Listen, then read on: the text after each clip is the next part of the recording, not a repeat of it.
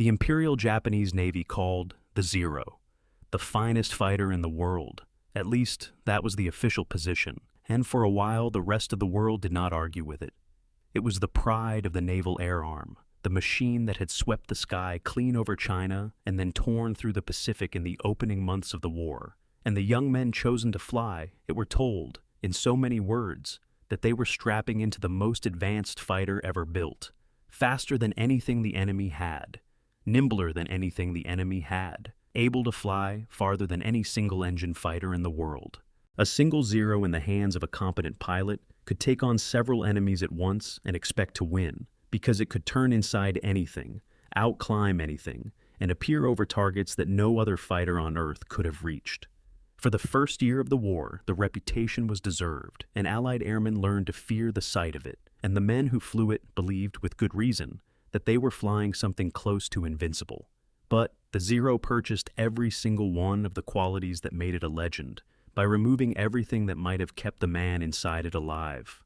Japan began the war with what was arguably the best-trained naval air corps on Earth, on the order of 2,000 aviators, roughly half of them carrier-qualified, most with 600 flying hours or more, and a great many of them combat-tested over China.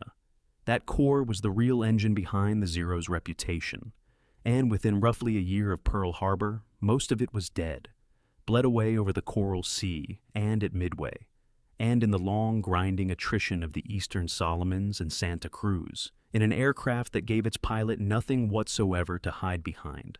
By the time of the Battle of the Philippine Sea in June 1944, the men Japan was able to send up to replace them were being shot out of the air so quickly that the American pilots called the day a turkey shoot. More than 400 carrier aircraft gone in 2 days of fighting. And in the last year of the war, the Zero's final assignment was to be flown deliberately into a ship and not come back. Nearly 4,000 young men did precisely that. Not damaged, not retired from service, gone. This is the story of what it was actually like to fly it, not the legend. The airplane the legend was wrapped around, and what that airplane asked of the man in the seat. Start with the machine itself, because the moment you climbed into a Zero, you were sitting inside the trade that defined it. Everything about the aircraft was light. The designer, Jiro Horikoshi, had been handed a set of requirements by the Navy that most of his contemporaries considered flatly impossible.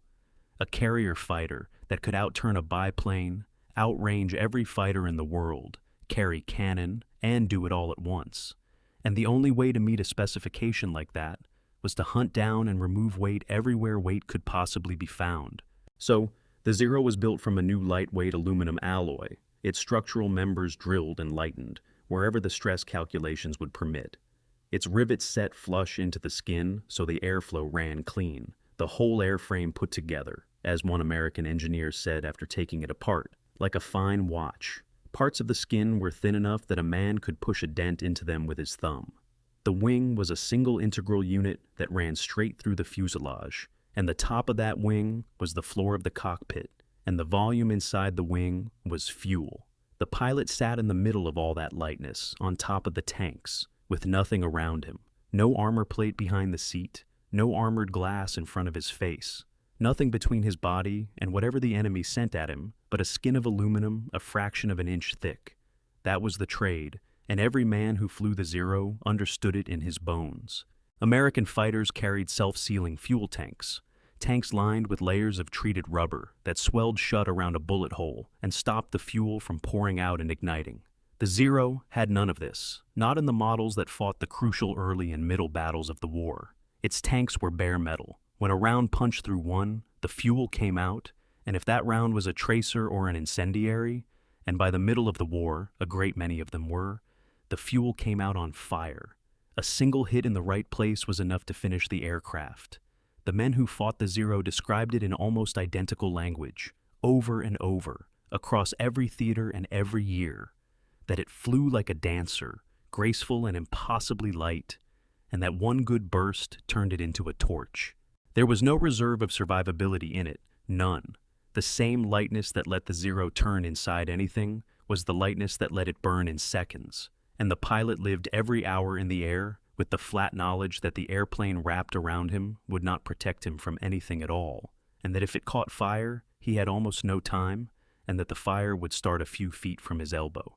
Now, take that airplane and put it over the open ocean, because that is where most of the flying actually happened. And that is where the second half of the trade came due. The Zero's range was genuinely without equal, the longest of any single-engine fighter of the war, better than 1,100 miles with a drop tank slung under the belly to feed the engine before the internal fuel was touched. On paper, this was the aircraft's crowning achievement. It meant a Zero could escort bombers to targets no other fighter alive could reach and then bring them home again. In the cockpit, for the man doing it, it meant something rather different. It meant flying missions of a length that no fighter cockpit was ever built to hold a human being for. During the Solomons campaign, the Zeros operating out of Rabaul flew down to Guadalcanal and back, the better part of 600 miles in each direction, right up against the outer edge of what the airplane could physically do. And a mission like that could keep a man strapped into that tiny seat for 8 hours and more. 8 hours. Consider what 8 hours in that airplane actually was.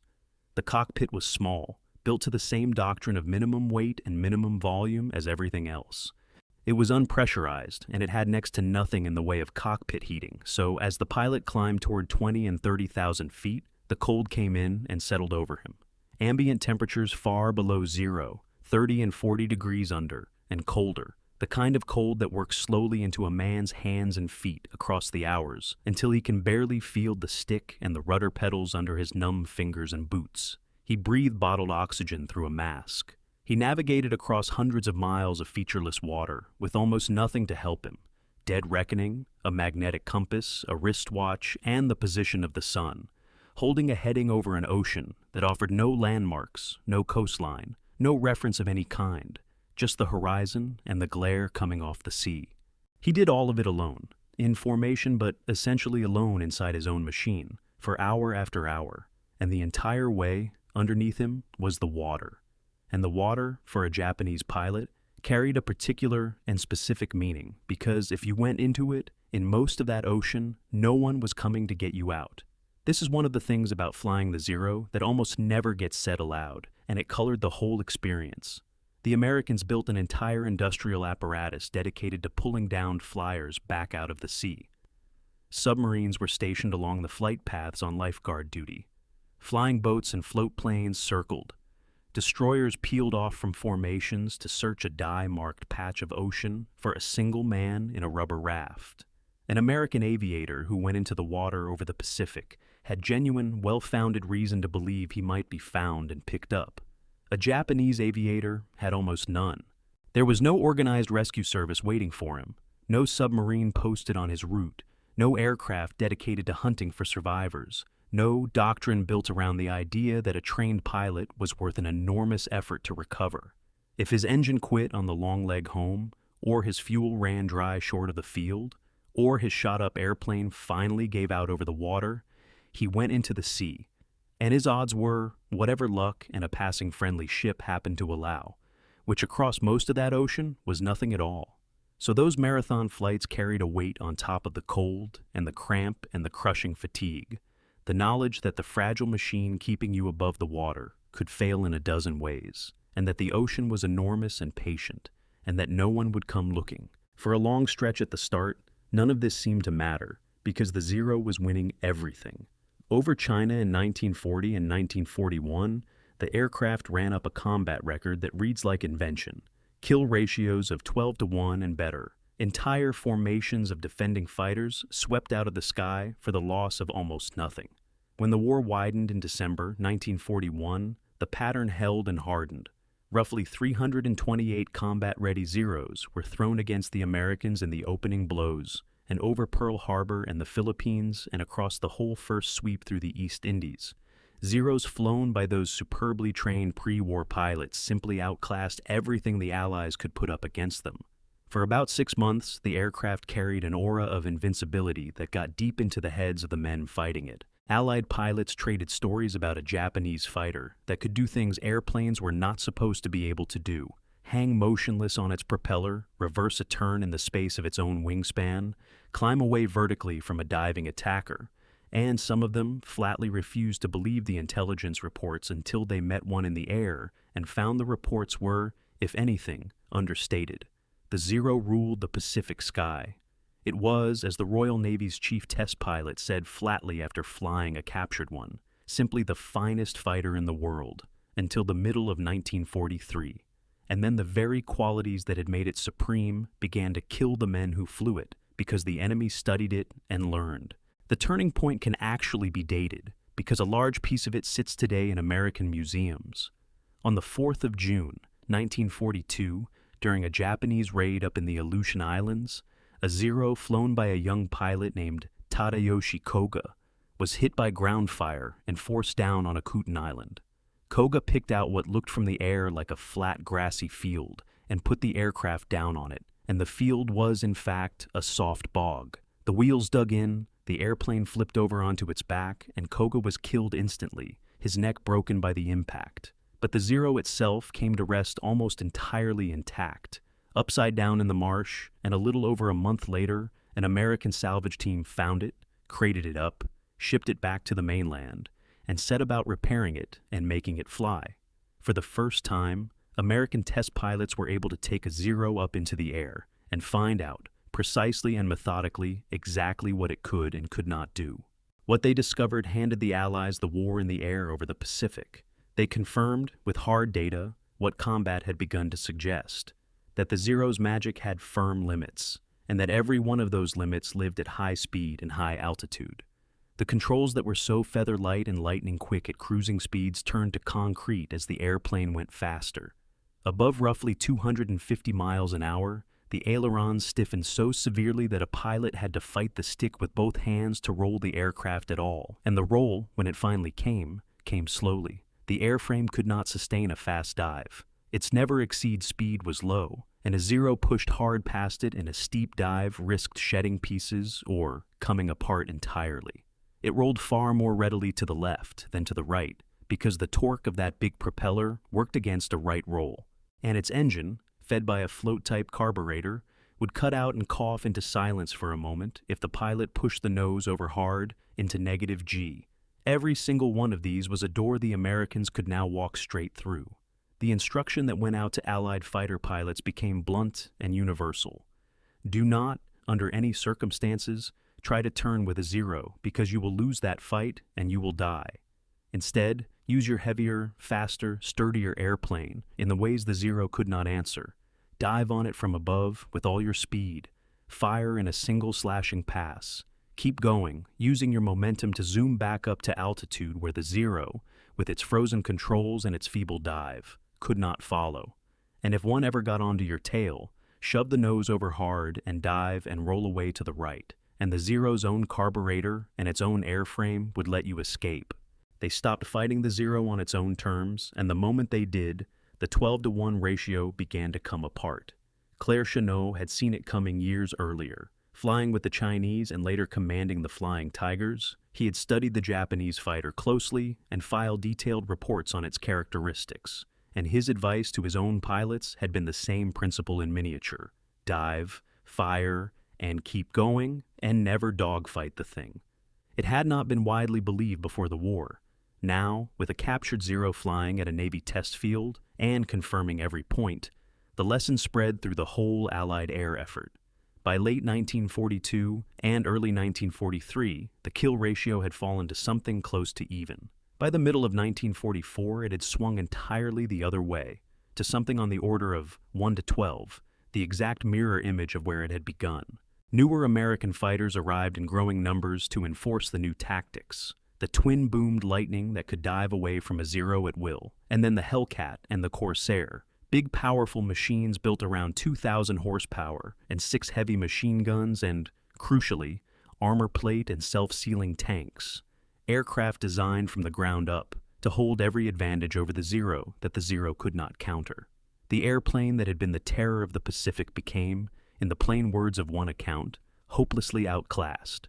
Still dangerous in the hands of a veteran in a slow-turning fight below 15,000 feet, and a flying fire trap in the hands of everyone else.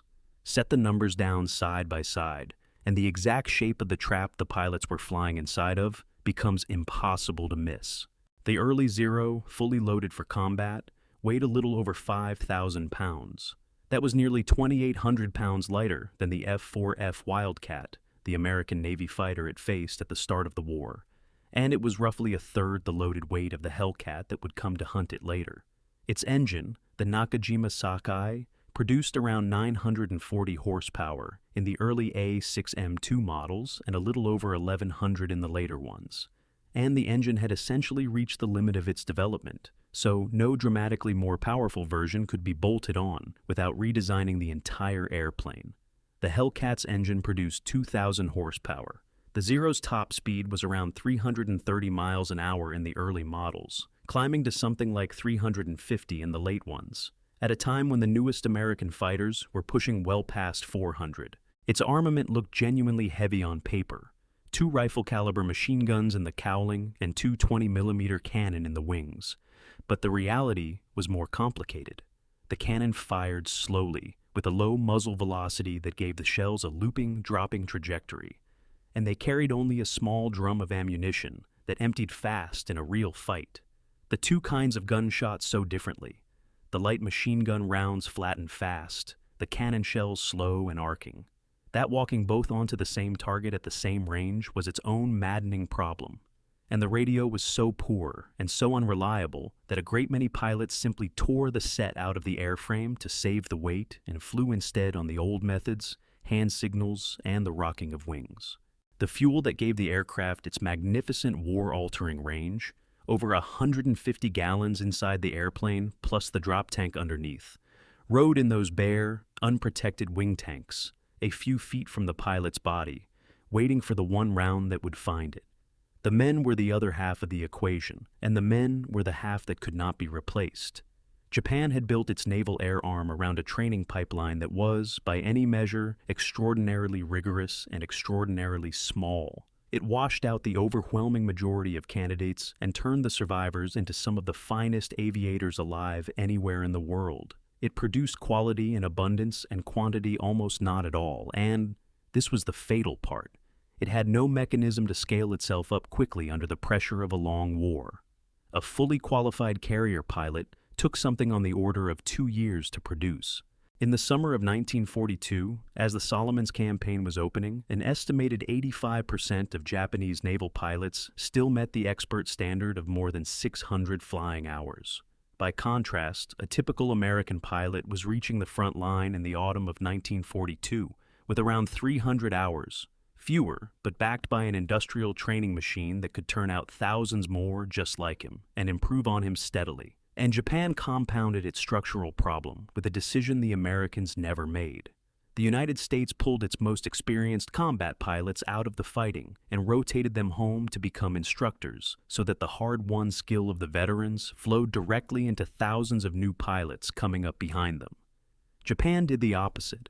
It kept its best aviators at the front, flying combat until they were killed. And when they were killed, the accumulated skill in their hands died with them, transmitted to no one. So, when the pre-war cadre began to burn away through 1942, there was nothing solid standing behind it. The replacements who reached the squadrons through 1943 and into 1944 arrived with a fraction of the flying hours of the men they were replacing and a fraction of the hours of the Americans they would have to face. Picture the situation those young men were placed in. A green Japanese pilot with a thin logbook, going up against American aviators trained by combat veterans and vectored onto him by radar, in an airplane that could no longer dive away and could no longer compete at altitude, an airplane that would burn if a single incendiary round found the wing, flying out over water that would not give him back if he went into it. The results were exactly what anyone could have predicted. They were shot down in droves. The specific incident that shows what the aircraft demanded of even the very best men who flew it belongs to Saburo Sakai, and it happened on the 7th of August, 1942, on the opening day of the Guadalcanal campaign. Sakai was one of the finest fighter pilots Japan ever produced, a veteran of the fighting over China and the Philippines and the Dutch East Indies, an aviator of exceptional skill and vision who claimed he could see stars in daylight, flying with the elite Tainan Air Group out of the Great Base at Rabaul. That morning, word arrived that United States Marines had landed on Guadalcanal, and Rabaul launched an immediate counterstrike, and Sakai went with it. Going with it meant flying his Zero the better part of 600 miles down to Guadalcanal, one of the longest fighter missions any Air Force flew anywhere in the war, a distance made possible at all only by the very airplane he was flying. Over the island, he fell into one of the best documented dogfights of the entire Pacific War, a long, even, grinding duel against an American Wildcat, flown by Lieutenant James Sutherland of Fighting Squadron 5, and after an extended fight in which neither man could gain a clean advantage, Sakai finally got his rounds into the Wildcat and brought it down. And then, minutes later, he made the mistake that very nearly ended his life. He caught sight of a formation of aircraft ahead of him and slightly below, and he took them for Wildcats, and he climbed up behind them to make his attack, and he was within about 60 yards before he understood what he was actually looking at. They were not fighters at all. They were American dive bombers, dauntlesses, most historians now conclude, though Sakai himself long insisted they were Avengers. And a dive bomber carried something a fighter did not carry. It carried a gunner in the back seat, facing rearward with a machine gun, and Sakai had flown his Zero straight up into the cone of their combined defensive fire. The rear gunners opened up on him together, and a bullet caught him in the head. It cracked his skull. It blew the canopy apart around him. In a single instant, glass and blood filled the cockpit, and he was blinded in his right eye, his vision fading in the left, and the entire left side of his body, arm and leg, went limp and dead. The Zero fell out of the sky. He lost consciousness, and what dragged him back was the blast of freezing air pouring through the shattered canopy, and he came to with the airplane plunging toward the water and somehow got it out of the dive. He could barely see. He could not feel his left arm or his left leg. He was bleeding heavily from the head, and he was certain he was dying, and for a moment he made the decision a Japanese pilot had been trained to make in exactly that situation: to find an American ship and dive his airplane into it and take some of the enemy down with him. And then the rush of cold air cleared his head just enough for him to grasp that the airplane, impossibly, was still flying, and that he still had fuel in the tanks, and that he might, against all reason, live.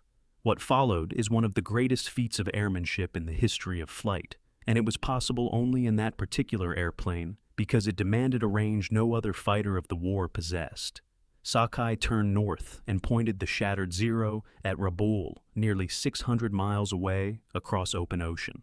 He could not read his own compass. His good eye could not focus down onto the instrument, and his blind eye could not see it at all. So he held his heading by the position of the sun in the sky. When blood pooled up in his one working eye and blacked out his vision entirely, he rolled the airplane over onto its back and flew it inverted for a time to let the blood run clear of his eye, and then rolled upright and flew on. When he felt himself sliding down toward unconsciousness, he reached up and deliberately reopened the wound in his own head with his fingers, using the fresh jolt of pain to keep himself awake and flying. For nearly 5 hours he did this, alone, over the ocean, in a wrecked airplane with no canopy, half his body paralyzed, half blind, bleeding steadily. The entire time carrying the knowledge that if the engine quit or the fuel ran out, there was no one below in that water to come and find him. He reached Rabaul at the very edge of his fuel, nearly flew straight into a row of parked Zeros on the field, circled the airstrip 4 times because he could not get the aircraft lined up on the runway, and finally put it down. The airplane was later found to have well over 200 bullet holes in it, and when the ground crew ran to pull him from the cockpit and rush him to the field hospital, he refused to go until he had made his mission report. Then he collapsed. His squadron mate Hiroyoshi Nishizawa got him to the surgeon. He was evacuated home to Japan a few days later, and a surgeon repaired what he could of Sakai's skull, working because the war had already begun to run short of supplies, without any anesthetic at all.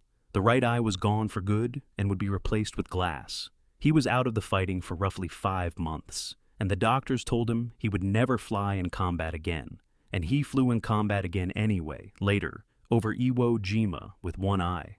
He kept the flying helmet he had worn on the 7th of August, 1942, the one with the bullets mark still on it, and decades after the war, at a reunion in California, he produced that helmet and showed it to the elderly American gunner who had put the mark there. But the point of the whole episode, for anyone trying to understand the airplane, is not the miracle of the flight. It is what the flight reveals about the machine. The single greatest living master of the Zero was very nearly killed by one machine gun round because his airplane, by deliberate design, put nothing at all between his body and the enemy's guns. And he survived only because that same design had given the airplane a range long enough for him to crawl 600 miles home across an ocean that would otherwise have taken him without a trace. Both halves of that were the Zero. The thing that nearly killed him and the thing that saved him were the same set of engineering choices, and every man who flew the aircraft lived inside those choices, on both sides of them, every single day. If Sakai's flight shows what the airplane did to the best of them at the height of the Zero's power, the Marianas show what it did to the rest of them once that power was gone. By June 1944, the Japanese carrier air groups had been rebuilt after their earlier bleeding, but rebuilt with those thin logbook replacements, boys with a fraction of the training their predecessors had carried, flying Zeros and other aircraft that were now outclassed and outnumbered.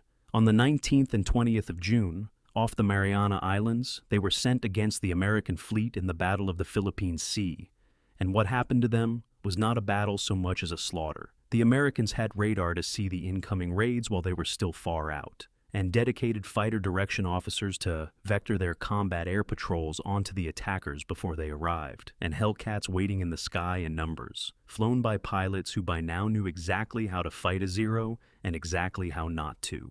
Wave after wave of Japanese aircraft came in, and wave after wave was cut to pieces before it could accomplish much of anything.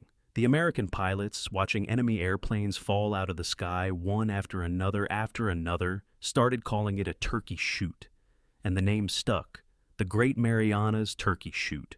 Japan lost more than 400 carrier aircraft in those 2 days, and with them the men who flew them, and the carrier air arm of the Imperial Japanese Navy was, for practical purposes, destroyed as a fighting force. It never recovered, and here the great paradox of the Zero closed its jaws completely. The airplane's defining glory had always been its range, the ability to reach out and strike from enormous distances. Japanese admirals had built strategy around that reach, launching strikes from ranges they believed kept their own carriers safe. But the pilots still had to fly back. In the Marianas, green aviators who survived the American fighters and the wall of anti-aircraft fire then faced the long flight home over open water, exhausted, damaged, low on fuel, with no organized rescue waiting below if they came up short, and many of them, having lived through the combat, simply went into the sea on the way home and were never seen again. The range that had once been the aircraft's proudest feature had become one more way for its pilots to die, quietly, alone, over the ocean, out of fuel and out of luck, with no gun having touched them at all. There was one more turn left in the story of the airplane, and it was the darkest one. By late 1944, with the carrier air arm gone and the Zero hopelessly outmatched in conventional combat, the Imperial Japanese Navy reached a decision that inverted the entire purpose of the machine. On the 25th of October, 1944, over Leyte Gulf, 5 Zeros led by a young lieutenant named Yukio Seki took off carrying bombs bolted to their fuselages and flew toward the American fleet with no intention of returning. It was the first organized kamikaze mission, ordered into being by Vice Admiral Takejiro Onishi, who had concluded there was no other way left to hurt the Americans. Seki's flight was escorted to the target by Hiroyoshi Nishizawa, the same ace who 2 years earlier had gotten the wounded Sakai to a surgeon. Seki put his Zero into the flight deck of the escort carrier St. Lo, and the bomb touched off fires that reached her magazines, and the carrier blew apart and sank. It was the first ship sunk by an organized kamikaze attack, and it was very far from the last. From that day forward, for thousands of young men, the Zero stopped being a fighter at all. It became a guided bomb, and the mission became a single simple instruction: aim yourself and the airplane at an enemy ship and cease to exist. The aircraft that had been conceived above every other consideration to reach farther than any fighter in the world, that had been designed at its very heart around the idea of the long flight out and the long flight home again, was turned at the end into the exact opposite of itself. There would be no flight home. The fuel was calculated for a one-way trip. The plane built to carry its pilot the greatest distance of any fighter of the war ended the war, as the plane deliberately flown into the target with the man still strapped inside it. No thought given to bringing either the machine or the man back. Nearly 4,000 of them died that way before the war ended. The design philosophy had come the entire way around. The airplane that had always protected nothing became, at the last, the airplane that was meant to be destroyed on purpose, with its pilot aboard. One of the men who flew the Zero in its great early days, and lived to be very old, was Kaname Harada. He was born in August 1916 in a small alpine village in Nagano Prefecture, in the mountains of central Japan, the youngest child of a Greek Orthodox, of a family in that farming country, and he joined the Navy in 1933 when he was barely 17 years old, and he was good enough at flying that he graduated first in his pilot training class. By the time the Pacific War opened, he was a superb Zero pilot, one of the best Japan had. On the day of the attack on Pearl Harbor, he was in the air over the Japanese fleet, flying the combat air patrol that guarded the carriers against a counterattack that never came, and he saw no action that morning. He flew in the raid on Darwin in February 1942 and watched an American destroyer take bombs and sink, and a loaded merchant ship blow apart. He flew over the Indian Ocean, and at Midway, in June 1942, he flew off the carrier Soryu and shot down American torpedo planes in the space of a single morning, and then his carrier was gone, sunk beneath him by American dive bombers while he was still in the air, and he flew on until his fuel ran out and put the Zero down in the sea and floated there in the open water for some 4 hours before a Japanese destroyer found him and pulled him out.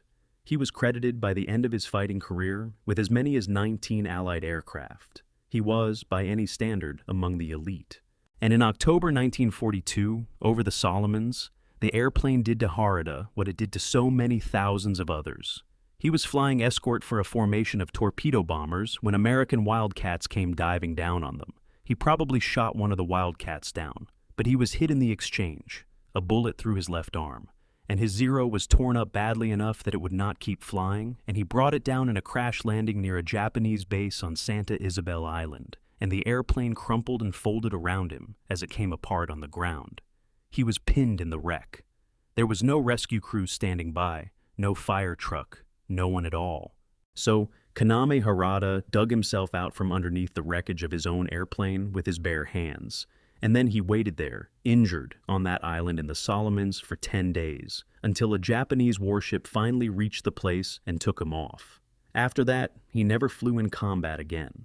He spent the remainder of the war as a flight instructor, teaching young men to fly the very aircraft that had nearly killed him, some of them being trained at the end for the one-way missions from which no one returned. Then the war ended, and Kaname Harada went home, and the rest of his life was the part he could not put down. He became a dairy farmer in his home country in the mountains. At first he hid, in genuine fear of the American occupation forces, and he found that he could not sleep, because every time he closed his eyes, he saw the faces of the American airmen he had shot down, men he had never met and did not hate, men he understood perfectly well, were fathers and sons exactly as he was, whose deaths he had caused from the cockpit of a Zero, and could not now stop seeing when the lights went out. He said, much later, that the war had turned him into a killer of men, and that this was not the kind of man he had ever wanted to be, and that this was precisely how war robbed a person of his humanity, by putting him in a place where he had to kill strangers or be killed by them, with no third choice available. His wife, watching him carry this year after year, finally asked him a question that turned the whole remainder of his life in a different direction. If he wanted to atone for the lives he had taken, she asked him, what better way was there than to nurture new ones?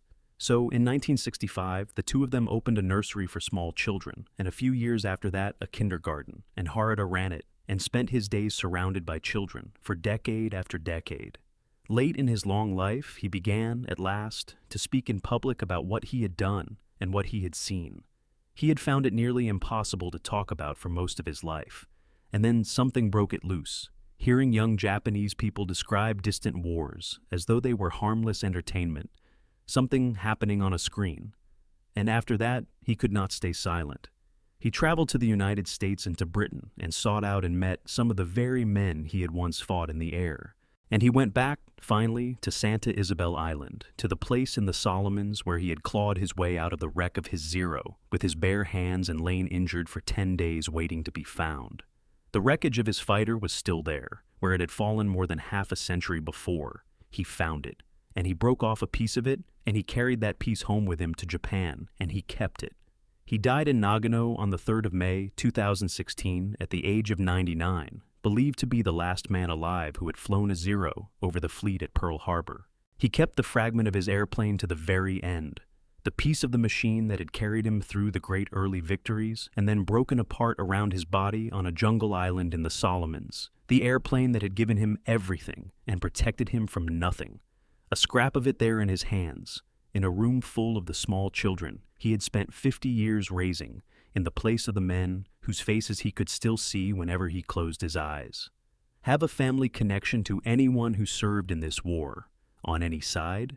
Tell us their story in the comments. We read everyone,